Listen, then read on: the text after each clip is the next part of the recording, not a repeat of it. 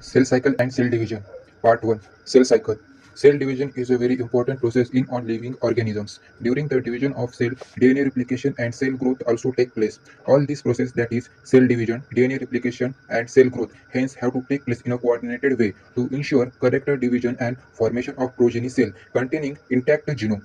The sequence of events by which a cell duplicates its genome, synthesis the other constituent of the cell, and eventually divides into two dot cell is termed cell cycle. Although cell growth in terms of cytoplasmic increase, it is continuous process. DNA synthesis occurs only during one specific stage. In the cell cycle, the replicated chromosome, that is DNA, are then distributed to daughter nuclei by a complex series of events during cell division. These events are themselves under genetic control.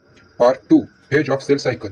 A typical eukaryotic cell cycle is illustrated by human cell in culture. This cell divides once in approximately every 24 hours. However, this duration of cell cycle can vary from organism to organism and also from cell type to cell type. Yeast, for example, can progress through the cell cycle in only about 90 minutes.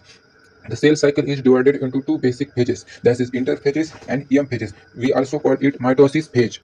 The M phase represents the phase when the actual cell division or mitosis occur, and the interphase represents the phase between two successive M phases. It is significant to notice that in the 24 hours average duration of cell cycle of human cell divisions proposed last for only about an hour. The interphase lasts more than 95% of the duration of the cell cycle.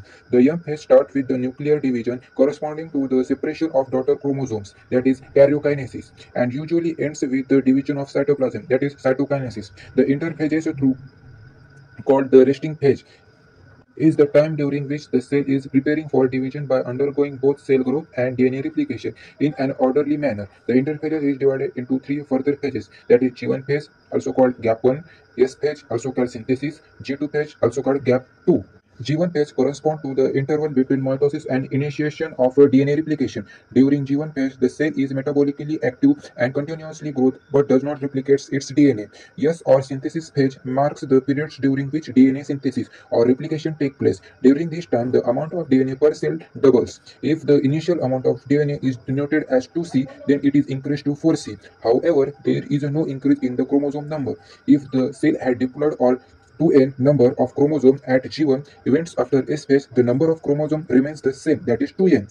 In animal cell, during the S phase, DNA replication being the nucleus, and the centriole duplicates in the cytoplasm. During the G2 phase, proteins are synthesized in preparation for mitosis while cell growth continues.